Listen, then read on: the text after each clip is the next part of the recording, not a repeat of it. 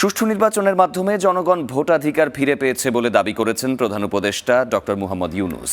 সোমবার সন্ধ্যায় জাতির উদ্দেশ্যে দেয়া বিদায়ী ভাষণে একথা বলেছেন তিনি। জানান, নতুন অর্থনীতির বুনিয়াদ রচনা করেছে অন্তর্বর্তী সরকার। তিনি আরও বলেন, জুলাই সনদ বাস্তবায়ন হলে ফ্যাসিবাদ ফিরে আসার পথ চিরতরে বন্ধ হয়ে যাবে। আপনাদের সকলের প্রতি আমার আন্তরিক সালাম ও গভীর শ্রদ্ধা। আসসালামু আলাইকুম। শুরুতেই আমি দেশের সবাইকে শুভেচ্ছা জানাচ্ছি। দীর্ঘ 17 বছর পর একটি উৎসব মুখর, অংশগ্রহণমূলক ও শান্তিপূর্ণ জাতীয় নির্বাচন সফলভাবে সম্পন্ন করার জন্য অন্তর্বর্তী সরকারের প্রধান উপদেষ্টা হিসেবে আজ আমি আপনাদের কাছ থেকে বিদায় নেবার জন্য উপস্থিত হয়েছি। 5ই অগস্টের কথা স্মরণ করে দৈত্যের গ্রাস থেকে তরুণ ছাত্রছাত্রীরা দেশকে বের করে এনেছে, দেশ মুক্ত হয়েছে। আমাদের প্রথম কাজ ছিল দেশকে সচল করা। এটি ছিল সবচেয়ে কঠিন কাজ। যারা দেশকে লুটে পুটে খেত, তারাই দেশের এই যন্ত্র চালাত।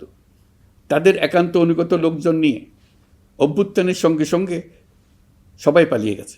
বড় কর্তা পালিয়েছে, মাঝারি কর্তা পালিয়েছে, অন্যরা ভোল পাল্টিয়েছে অথবা আত্মগোপনে চলে গেছে। কেউ নানাজনের সুপারিশ নিয়ে আসছে, তারা অভ্যুত্থানের গোপন সৈনিক ইত্যাদি। সরকারের ভেতর যারা পালিয়ে যাননি, তাদের মধ্যে কাকে বিশ্বাস করবেন, কাকে বিশ্বাস করবেন না, এটি মহাসংকট হয়ে দাঁড়ালো। আমরা ভঙ্গুর প্রতিষ্ঠানগুলোর প্রশাসনিক, বাণিজ্যিক, আর্থিক সংস্কারে হাত দিয়েছি, যাতে ভবিষ্যতে কোনো সরকার জনগণের ইচ্ছার বিরুদ্ধে নিজেকে স্থাপন করতে না পারে। 24-এর গণ অভ্যুত্থানের সময় দেয়ালে দেয়ালে তরুণরা যে নতুন বাংলাদেশের স্বপ্ন এঁকেছিল, তার কেন্দ্র ছিল প্রাতিষ্ঠানিক সংস্কার। সেই প্রত্যাশা বাস্তবায়নে অন্তর্বর্তী সরকার প্রায় 130টি নতুন আইন ও সংশোধনী প্রণয়ন করেছে এবং প্রায় 600টি নির্বাহী আদেশ জারি করেছে, যার প্রায় 84% ইতিমধ্যেই বাস্তবায়িত হয়েছে। আজ পুলিশ আর মারণাস্ত্র ব্যবহার করে না, বেআইনিভাবে কাউকে তুলে নিয়ে যায় না, বন্দুকযুদ্ধের নামে হত্যা করে না, পুলিশ ও গোয়েন্দা বাহিনীর ভয়ে কাউকে ডিলিট বাটন চাপতে হয় না। নারী ও শিশু সুরক্ষায় যৌন হয়রানি প্রতিরোধ অধ্যাদেশ, পারিবারিক সহিংসতা প্রতিরোধের অধ্যাদেশ এবং নারী ও শিশু নির্যাতন দমন আইন সংশোধন করা হয়েছে। স্বৈরাচারের 16 বছরে এদেশের রাজনৈতিক নেতাকর্মীরা যে ভয়াবহ নিপীড়ন, মামলা, হামলা, গুম ও হত্যার শিকার হয়েছেন, তা আমাদের জাতির জন্য এক গভীর বেদনাদায়ক শিক্ষা। এই অভিজ্ঞতা আমাদের স্মরণ করিয়ে দেয়, যাতে ভবিষ্যতে আর কখনো কোনো জালেম মাথাচাড়া দিয়ে উঠতে না পারে, যেন আর কখনো ফ্যাসিবাদ প্রতিষ্ঠিত না হয়, শত শত আয়নাঘর সৃষ্টি না হয়, বিচার বহির্ভূত হত্যা ফিরে না আসে। সেই জন্য কেবল রাজনৈতিক অঙ্গীকারই যথেষ্ট নয়, প্রয়োজন ন্যায় বিচার নিশ্চিত করার লক্ষ্যে বিচার ব্যবস্থা ও রাষ্ট্রীয় কাঠামোর মৌলিক ও গভীর সংস্কার।